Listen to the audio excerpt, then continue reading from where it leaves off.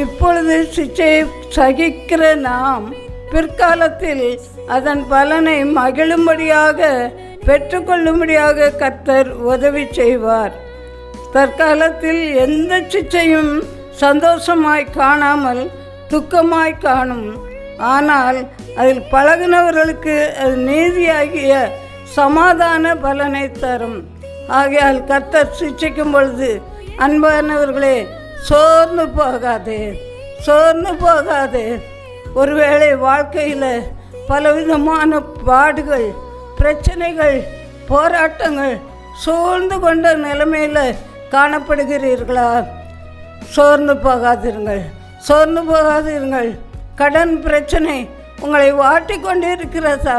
கடன் பிரச்சனையிலிருந்து மீண்டு வருவதற்கு வழி இல்லாமல் தவித்து கொண்டிருக்கிறீர்களா? சோர்ந்து போகாதிருங்கள்.